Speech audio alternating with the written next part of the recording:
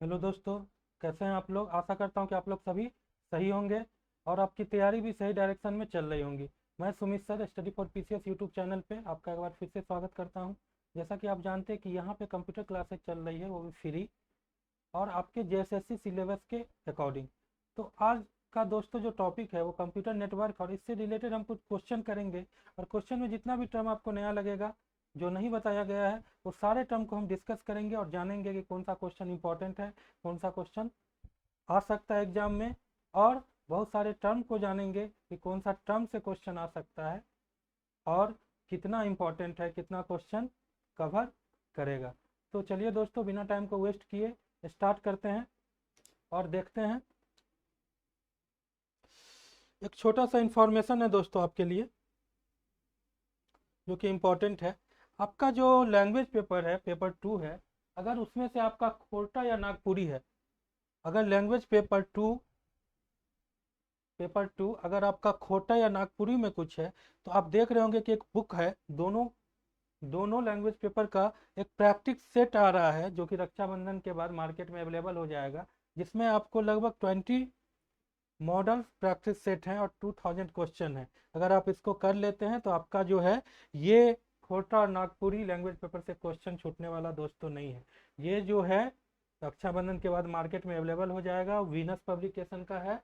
और जो इस सर हैं, दास सर, जिनका जिनका आपका YouTube channel study for PCS, जो मैं बार बार बताता हूँ, यहाँ पे वो क्लास लेते हैं बहुत सारे। उन्हीं के मार्गदर्शन में ये जो बुक तैयार हो रहा है। अगर आप इसको खरीदते हैं और करते हैं तो आपका नागपुरी और कोटा से एक भी क्वेश्चन नहीं जाएगा। तो फिर से मैं बता दूं दोस्तों, रक्षाबंधन के बाद ये आपका अवेलेबल है, जो कि बहुत कम बुक आया है मार्केट में नागपुरी या खोटा में। अगर आप इसको देखेंगे करेंगे तो आपका लैंग्वेज पेपर 2 अगर नागपुरी खोटा है, पेपर 2 नागपुरी और खोटा है, तो आपका कहीं भी क्वेश्चन नहीं जाएगा अगर कर लेंगे 20 मॉडल प्रैक्टिस से। तो वापस दोस्तों हम लोग चलते हैं क्वेश्चन पे। और मेरा पहला क्वेश्चन जो है वो आप देख पा रहे हैं, what was the name of the first computer network. जब मैं नेटवर्क की क्लास ले रहा था, कंप्यूटर नेटवर्क का मैंने क्लास लिया था, अगर आप उस वीडियो को जाके देखेंगे तो उसमें मैंने सबसे पहले ही बताया था कि फर्स्ट नेटवर्क जो था उसका नाम था ARPANET। ARPANET जो 1969 में आया था, कहाँ पे आया था? यूनाइटेड स्टेट्स में। और सबसे पहले 4 यूनिवर्सिटी को जोड़ा गया था। डिपार्टमेंट ऑफ डिफेंस जो था वहाँ का, वो क्या किया था, 4 यूनिवर्सिटी को कनेक्ट करके देखा था और इसी का नाम रखा था ARPANET। ARPANET। तो इसका आंसर जो देखिएगा दोस्तों, इसका आंसर अगर आप देखेंगे तो इसका आंसर होगा ARPANET। इसका फुल फॉर्म भी मैंने आपको बताया था कि advance research project agency network. Advance research project agency network इसका आपका फुल फॉर्म है दोस्तों। नेक्स्ट चलते हैं। थर्ड नंबर आप देखिए दोस्तों,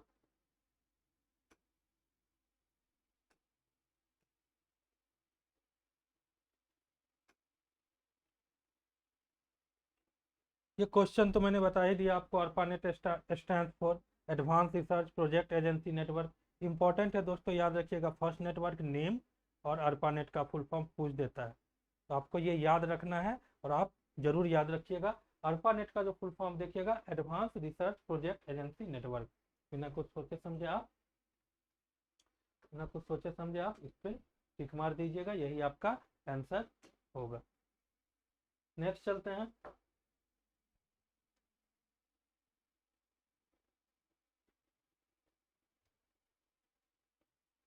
क्वेश्चन देखिए दोस्तों, set of rules defines set of rules defines set of rules defines का क्या मतलब है दोस्तों? इसका सिंपल सा मतलब है प्रोटोकॉल। आप थोड़ा सा प्रोटोकॉल को समझने का कोशिश कीजिए दोस्तों।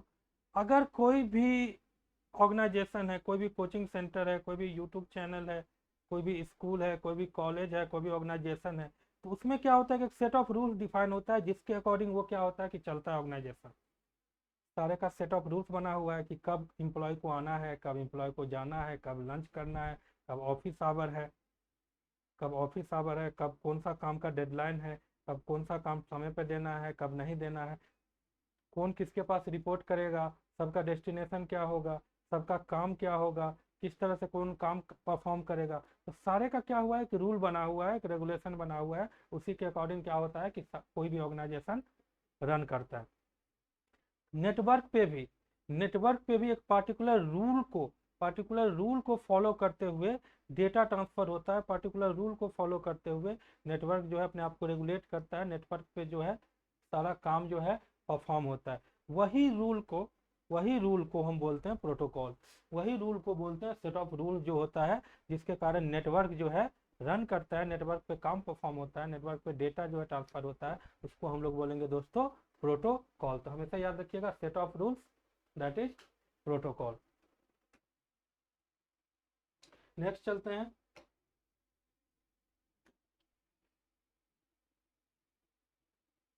दोस्तों ये पीओपी स्टैंड फॉर बहुत ही इंपॉर्टेंट क्वेश्चन है, बहुत सारे एग्जाम में पूछा, इसलिए मैंने ये क्वेश्चन लिया है।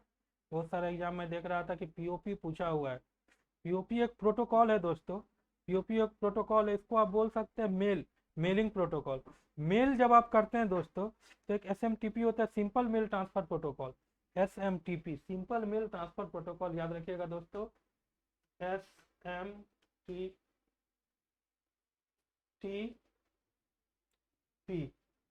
Simple mail transfer protocol, simple mail transfer protocol आप याद रखना है, सिंपल मेल ट्रांसफर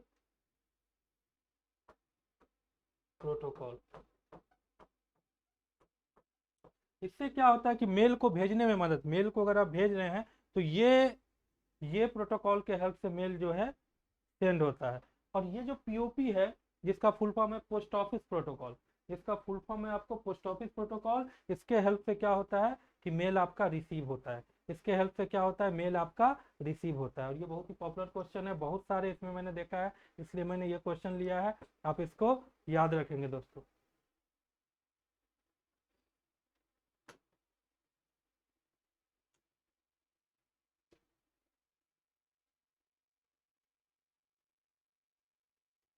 इसका आंसर याद रखिएगा दोस्तों पोस्ट ऑफिस प्रोटोकॉल, इसका आंसर क्या होगा दोस्तों पोस्ट ऑफिस प्रोटोकॉल। नेक्स्ट चलते हैं।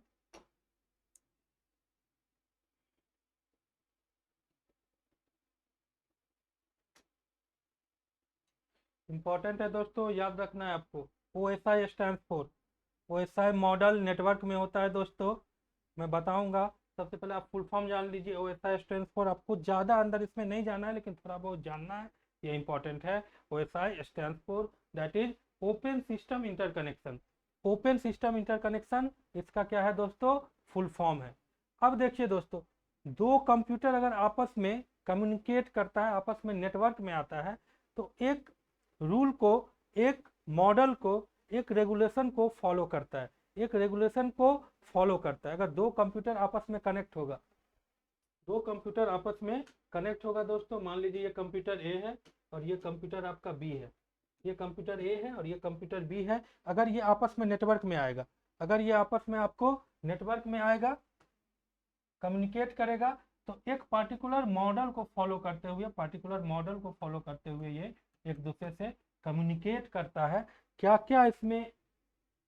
क्या इसमें काम परफॉर्म होता है, कैसे कैसे डेटा जो भेज रहा है वो किस किस प्रोसेस से होके गुजरता है, तो वो एक मॉडल को फॉलो करता है। तो जनरली ये OSI मॉडल है, एक होता है TCP/IP मॉडल। तो यहाँ पे हम पढ़ेंगे OSI मॉडल।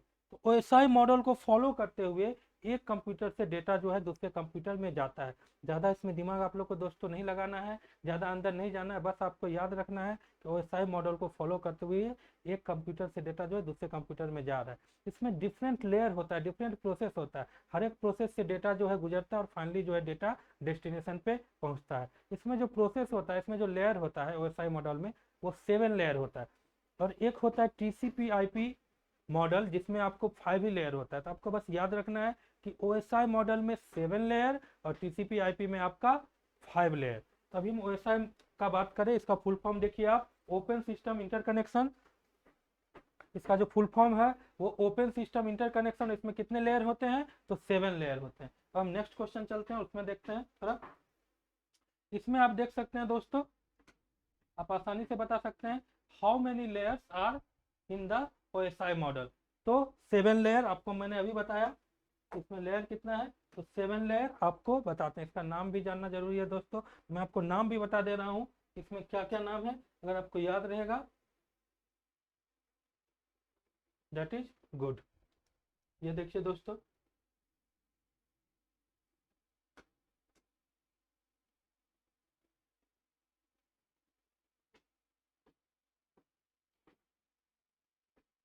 आप इस पे फोकस कीजिए दोस्तों, अगर आपको दिख रहा है ये तो। सबसे नीचे देखिए फिजिकल लेयर पहला, दूसरा data link layer, network layer, transport layer, session layer, presentation layer, application layer.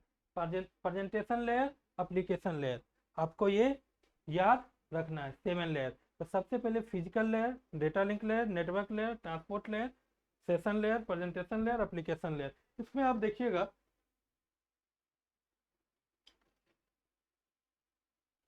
इसमें आप देखिएगा तो इसका जो है डिफरेंट डिफरेंट फंक्शन है। अगर मैं इसको बताऊं डिटेल में तो आपको अभी कुछ ज़्यादा समझ में नहीं आएगा, आपको ज़्यादा कुछ समझ में नहीं आएगा अगर मैं इसमें डिटेल में चले जाऊं। व्यवसाय मॉडल एक बहुत बड़ा, अपने आप में बहुत बड़ा चैप्टर है, तो आपको उतना ही जानना है जितना आपका काम का है। आपको बस याद रखना है कि 7 मॉडल, व्यवसाय मॉडल में 7 लेयर है, और 7 लेयर का जो नाम है physical layer, data link layer, network layer, transport layer, session layer, presentation layer, application layer. तो अब आपको थोड़ा थोड़ा फंक्शन याद रखना है, थोड़ा थोड़ा फंक्शन। पहला देखिए कि फिजिकल लेयर में क्या फंक्शन है, transfer raw bits using physical mode. Transfer raw bits using physical mode, जो भी आपका डेटा है, जो भी आपका डेटा है, जो भी जा रहा है, वो क्या होगा, आपको जो भी वहां पे जाएगा डेटा फिजिकल मोड से, यानी आपका हो गया हब, हो गया हब हो गया, या जो भी फिजिकल डिवाइस है उसके हेल्प से जाएगा। तो उसमें क्या जाता है कि बिट को वो क्या करता है, ट्रांसफर करता है रॉ बिट को। तो आपको याद रखना है कि कोई भी बिट से क्वेश्चन आए कि बिट जो है, बिट जो है, रॉ बिट जो है वो किस लेयर में ट्रांसफर होता है, किस लेयर को बिलोंग करता है, तो आपको सीधा सीधे लिख देना है फिजिकल लेयर को। नेक्स्ट है आपको डाटा लिंक लेयर। अब देखिए, connect physical nodes for transfer, physical nodes for transfer. अब आपका जो भी फिजिकल से ट्रांसफर हो रहा है, फिजिकल से ट्रांसफर हो रहा है, वो आपका क्या करता है, ये लेयर जो है इसको कनेक्ट करता है फिजिकल लेयर से, फिजिकल लेयर से कनेक्ट करता है ताकि वो डेटा को ट्रांसफर कर पाए, ताकि वो डेटा को क्या करे, ट्रांसफर कर पाए। आपको एक चीज और याद रखना है कि physical layer related to bit, data link layer related to frame. Frame यानी जो भी आपका मैसेजिंग है, जो भी उसका फ्रेम बनता है, उससे रिलेटेड है आपको डेटा लिंक लेयर। उसके बाद आप आ जाइए determine the path for data transfer network layer में। यहाँ पे दोस्तों, यहाँ पे दोस्तों डिसाइड होता है कि कौन सा पथ से ये मूव करेगा आपका डेटा। यहाँ पे पैकेट भी बन के तैयार होता है। यहाँ पे पैकेट जो है, मैसेज को जो है छोटा छोटा पैकेट में आपको क्या करता है, ब्रेक कर दिया जाता है, छोटा छोटा ग्रुप में ब्रेक कर दिया जाता है। सब में आपको क्या होता है कि एड्रेस वहीं पे आपका ये लगता है, और वहाँ पे रूट जो है नेटवर्क लेयर में डिसाइड करता है कि कैसे क्या मूव करेगा। उसके बाद आपको data flow during transmission, transport layer में क्या होता है कि ये आपको डेटा को फ्लो करता है ड्यूरिंग द ट्रांसमिशन, यानी जो भी डेटा आपका जाएगा, जो भी डाटा जाएगा, जो भी डेटा का सेगमेंट होगा वो जाएगा, वो आपका इसमें डिसाइड होगा ट्रांसपोर्ट लेयर में। नेक्स्ट है आपको सेशन लेयर। ये आपको कनेक्शन जो रहता है, हर एक कनेक्शन जो होता है एक दूसरे से, जो भी पैकेट जा रहा है, मैसेज जा रहा है, तो क्या होता है कि कनेक्शन एस्टेब्लिश रहता है, जो भी रहता है कनेक्शन एस्टेब्लिश रहता है। तो उसमें क्या रहता है आपको कि वो कनेक्शन को एस्टेब्लिश किया रहता है, कनेक्शन को जोड़े हुए रहता है, ये आपका सेशन लेयर। और प्रेजेंटेशन लेयर में इंक्रिप्शन और कंप्रेशन ऑफ डेटा, यानी कि एक तरह से डेटा का सिक्योरिटी, ये आपको देखेगा प्रेजेंटेशन लेयर उसका इंक्रिप्टेड, यानी कि इंक्रिप्ट करेगा, उसको कोडेड फॉर्म में चेंज करेगा, और अगर बड़ा है तो उसको कंप्रेस करेगा, मैसेज का साइज बड़ा है तो उसको कंप्रेस करेगा। ये सारा कुछ आपका प्रेजेंटेशन लेयर में होता है। एप्लीकेशन लेयर में फाइनली क्या होता है कि एप्लीकेशन एक्सेस हो जाता है नेटवर्क सर्विस में, यानी कि जो भी सर्विस आपको प्रोवाइड होगा यूजर को, वो एप्लीकेशन लेयर के हेल्प से होगा। एक चीज आप याद रखिएगा, physical related to bit, data link, frame, network layer, packet, transport layer, segment, यानी कि फिजिकल, सेशन और प्रेजेंटेशन एप्लीकेशन, ये सारा कुछ डेटा से रिलेटेड है।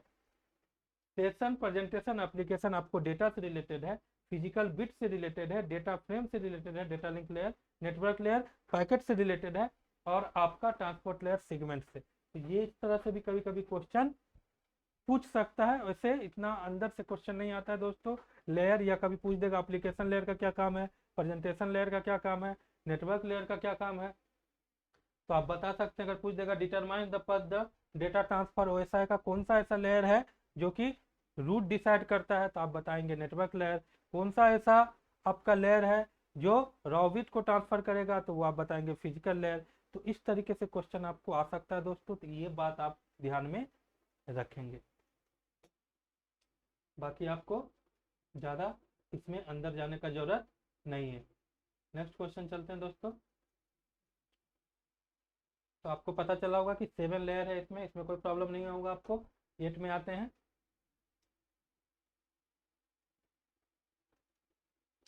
विच layer provides the service to users, which layer provides service to user. अभी मैंने आपको दोस्तों बताया था इसमें, अभी बताया था तुरंत कि सर्विस जो एप्लीकेशन लेयर में, देखिए आप एप्लीकेशन लेयर में application access network service, application access network service. जब आपका एप्लीकेशन एक्सेस हो जाएगा तो यूजर उस पर काम कर सकता है, यूजर उस पर काम कर सकता है। तो एप्लीकेशन लेयर जो है यूजर को क्या कर रहा है, सर्विस प्रोवाइड कर सकता है, सर्विस प्रोवाइड कर रहा है। यानी एप्लीकेशन लेयर जो है यूजर को क्या कर रहा है, सर्विस प्रोवाइड कर रहा है। ये मैं यानी कि which layer provide the service to user, तो application layer provide service to the user. इसका राइट आंसर जो होगा वो एप्लीकेशन लेयर होगा। ये आपको ध्यान में रखना है कि सर्विस जो प्रोवाइड करेगा ओएसआई मॉडल में जो लेयर, वो आपका एप्लीकेशन लेयर होगा। नेक्स्ट, बहुत इजी क्वेश्चन है दोस्तों। हब एक नेटवर्किंग डिवाइस होता है, बहुत सारे नेटवर्किंग डिवाइस होता है, जैसे हब हो गया, स्विच हो गया, राउटर हो गया, गेटवे हो गया, ब्रिज हो गया, रिपीटर हो गया। तो इसमें से हब भी एक नेटवर्किंग डिवाइस है। अगर आपको मल्टी डिवाइस कनेक्ट करना है, मल्टी डिवाइस को नेटवर्क में लाना है, तो आप हब का यूज करेंगे। हब जो है मल्टीपोर्ट डिवाइस है जो कि मल्टी डिवाइस को आपको नेटवर्क से कनेक्ट कर देगा। तो इसका सही आंसर हो जाएगा आपको network device. Next question, which of the following is required to host website. दोस्तों ये देखिए कि सर्वर, एक होता है सर्वर और दूसरा होता है क्लाइंट, एक होता है सर्वर और दूसरा होता है क्लाइंट। ठीक है दोस्तों, एक होता है सर्वर और दूसरा होता है क्लाइंट। क्लाइंट हो गए हम लोग जो यूज करते हैं। अगर हम लोग को कोई वेबसाइट को एक्सेस करना है तो हम लोग क्या करते हैं कि अपने कंप्यूटर पे ब्राउजर ओपन करते हैं, अपने कंप्यूटर पे ब्राउजर ओपन करते हैं और उस पर जाके टाइप कर देते हैं जो भी साइट का नाम है। मान लीजिए कि साइट का नाम है flipkart.com या facebook.com जो भी है। तो हम ब्राउजर ओपन करते हैं और यहाँ पे टाइप करते हैं facebook.com, मान लीजिए facebook.com। तो यहाँ से क्या होता है कि ये सर्वर को रिक्वेस्ट जाएगा, फेसबुक के सर्वर को ब्राउजर के थ्रू रिक्वेस्ट जाता है कि दिस आईपी एड्रेस से फेसबुक के पेज के लिए रिक्वेस्ट किया जा रहा है ओपन के लिए। और यहाँ से सर्वर क्या करता है, इसका काम ही होता है रिक्वेस्ट को फुलफिल करना। फिर ये फर्स्ट पेज देगा, फिर आप पासवर्ड डालिएगा, यूजर आईडी डालिएगा, फिर इसको रिक्वेस्ट जाएगा, फिर वो फुलफिल करेगा, डाटाबेस से मैच कराएगा, पासवर्ड मैच कर जाएगा, यूजर आईडी मैच कर जाएगा, तो क्या करेगा वो आपका नेक्स्ट पेज देगा। इसी तरीके से आप रिक्वेस्ट भेजते जाइएगा ब्राउजर के थ्रू और वो आपको सर्विस देते जाएगा। अगर आप कुछ ऐसा रिक्वेस्ट कर दीजिएगा जो कि सर्वर के पास नहीं है, तो आपका मैसेज आएगा दोस्तों ब्राउजर पे, page not found, page not found. तो ये जो होस्ट करता है, कोई भी वेबसाइट को जो होस्ट करेगा, वो होस्ट करेगा आपको वेब सर्वर। ये आपको याद रखना है दोस्तों, वेब सर्वर जो है कोई भी वेबसाइट को जो है होस्ट करेगा, वेब सर्वर। नेक्स्ट चलते हैं।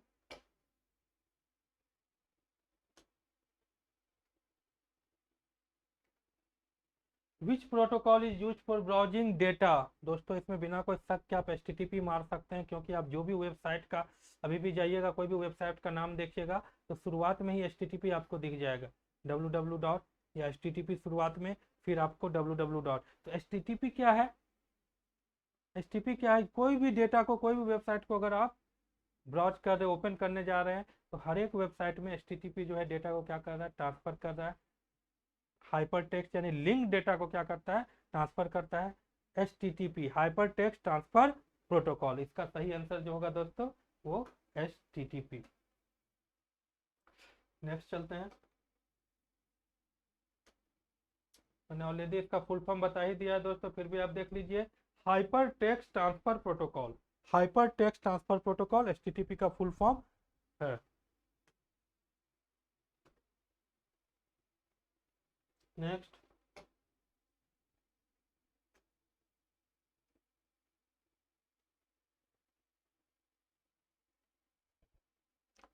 इन HTTPS the letter S stands for, in HTTPS the letter S stands for। ठीक है दोस्तों, आजकल क्या हो गया है, आजकल क्या हो गया कि साइट आप मैक्सिमम साइट देखिएगा तो उसमें HTTP नहीं, आपको HTTPS मिलेगा। जहाँ पे भी HTTPS मिल रहा है आपको समझ जाइए कि वो साइट जो है आपका सिक्योर है, उस साइट को आप ब्राउज कर सकते हैं, उस साइट को ओपन कर सकते हैं। जहाँ पे HTTP मिलेगा समझ लो कि वो साइट जो है आपका रिस्क है उस साइट को ओपन करने में। तो आजकल हमेशा HTTPS आप देखिएगा, यानी वो साइट आपके लिए क्या है, सिक्योर है। जितना भी बैंकिंग साइट है, जितना भी आपका ऑर्गेनाइजेशनल साइट है, जितना भी आपको पेमेंट रिलेटेड साइट है, जितना भी आपको ई कॉमर्स साइट है, सब में देखिएगा HTTPS आपका लगा हुआ मिलेगा। तो S4 क्या होगा दोस्तों, सिक्योर हो जाएगा, S4 आपका सिक्योर होगा।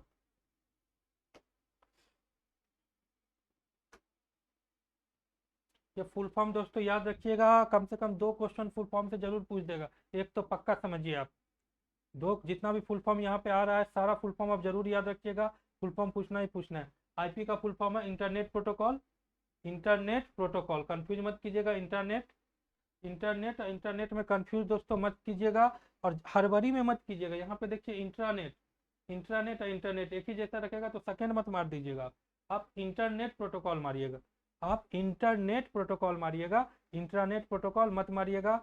ऑप्शन देख के थोड़ा अच्छा से मारिएगा, नहीं तो क्या होगा कि आप सेकेंड वाला मार दीजिएगा, अगर हड़बड़ी में रहेगा टाइम कम है तो ज़्यादा जोश में आके आप सेकेंड वाला मार दीजिएगा। तो हमेशा इसका देखिएगा अच्छा से, और इंटरनेट प्रोटोकॉल मारिएगा क्योंकि ऑप्शन में इंटरनेट भी दे देता है। नेक्स्ट क्वेश्चन देखते हैं दोस्तों।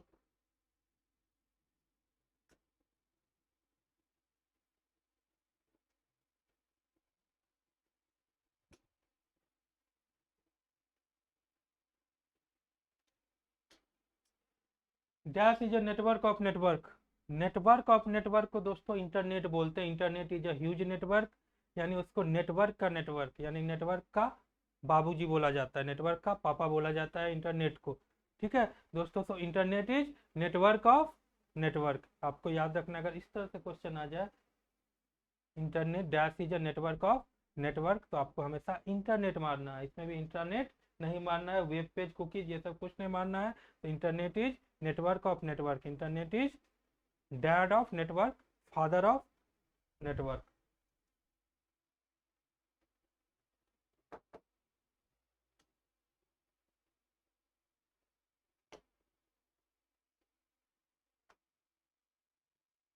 सिलेक्ट फुल फॉर्म है दोस्तों, इसको याद रखना है आपको। TCP IP दो अलग अलग प्रोटोकॉल है, TCP IP दो अलग अलग प्रोटोकॉल है, जो कि हर एक कंप्यूटर सिस्टम में ये प्रोटोकॉल जो है डेटा को एक जगह से दूसरे जगह, यानी रिलायबल ट्रांसमिशन के लिए, यानी आपका डेटा एक जगह से दूसरे जगह सही डेस्टिनेशन पे पहुंचेगा कि नहीं, उसके लिए ये रिस्पॉन्सिबल होता है TCP IP प्रोटोकॉल जो है।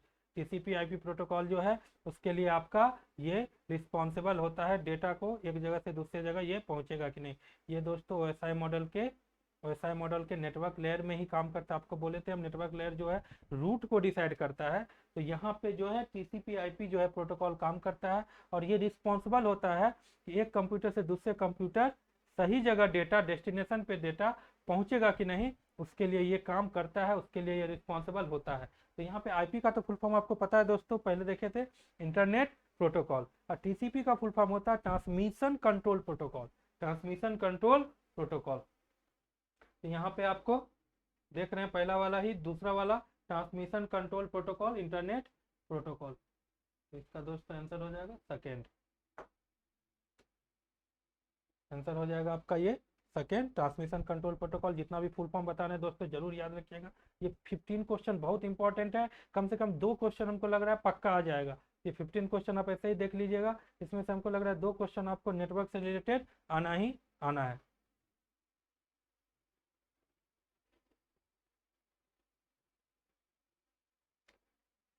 तो दोस्तों ये 15 क्वेश्चन आपके लिए बहुत इंपॉर्टेंट है, आप जरूर से इसको देख लीजिएगा एक बार फिर से, और जरूर से देख लीजिएगा एक बार फिर से, रिवाइज कर लीजिएगा, और जितने भी फुल फॉर्म है वो जरूर याद कर लीजिएगा, और सारे मॉडल को एक बार जरूर से इसको देख लीजिएगा। इस वीडियो को आप फिर से एक बार रिपीट करके जरूर देखिएगा, बहुत इंपॉर्टेंट है। कम से कम 2 क्वेश्चन तो पक्का आएंगे इससे। इस वीडियो को जरूर से जरूर रिपीट करके आप देखिएगा, 2 क्वेश्चन मेरे हिसाब से पक्का आ रहे हैं। दोस्तों एक बार मैं फिर से आपको बता दूं, दास सर द लर्निंग ऐप पे आप जाके इंस्टॉल कीजिए, और यहाँ पे जाके कोर्स को आप देखिए, फ्री कंटेंट का फ़ायदा उठाइए, फ्री टेस्ट का फ़ायदा उठाइए।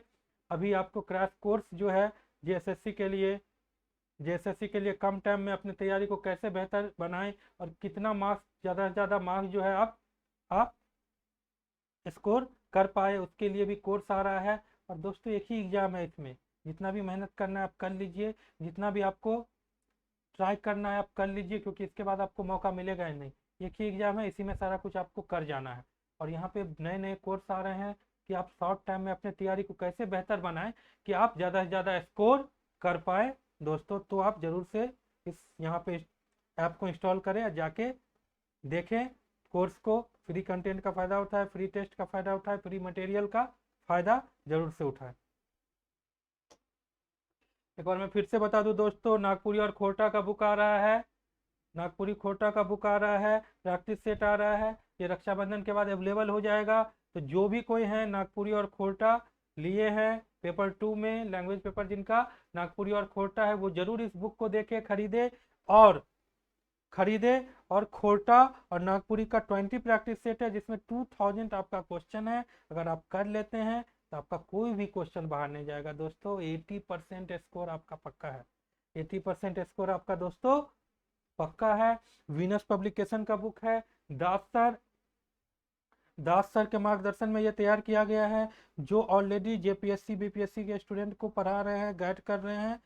सो अगर आप इसको खरीदते हैं और नागपुरी खोटा के लिए पढ़ते हैं, तो आपका कहीं भी 80%, 80 to 90, हमको तो लग रहा है 90% क्वेश्चन कहीं नहीं जाएगा, क्योंकि ऐसा कवर किया गया है कि क्वेश्चन उसके बाहर का है ही नहीं, क्वेश्चन बाहर का है ही नहीं। तो जरूर से इस बुक को देखें आप, वीनस पब्लिकेशन का बुक है, दास सर के मार्गदर्शन में तैयार किया गया है। आप जाके रक्षाबंधन के बाद मार्केट में एक बार बुक को जरूर देखें और बुक को खरीदे, इस बुक से पढ़े, आपका 80 to 90% स्कोर कहीं नहीं जाएगा। दोस्तों आज के लिए इतना ही। नेक्स्ट क्लास में हम फिर से एक बार नए वीडियो के साथ अवेलेबल होंगे। तब तक आप प्रीवियस वीडियो को भी जरूर देखते रहे कंप्यूटर के लिए, और इस वीडियो को जरूर देखें फिर से रिपीट करके, क्योंकि कम से कम 2 क्वेश्चन आपका इससे आना ही आना है। दोस्तों आप अपने तैयारी में लगे रहें, जितना भी आपके पास जान है सब झोंक दे तैयारी में, क्योंकि एक ही एग्जाम है, दोबारा मौका नहीं मिलेगा। तो आप जी जान से मेहनत करें, और इस बार अपने हाथ से इस नौकरी को नहीं जाने दें। दोस्तों thank you so much, have a good time, all the best, तैयारी में लगे रहिए। Thank you so much.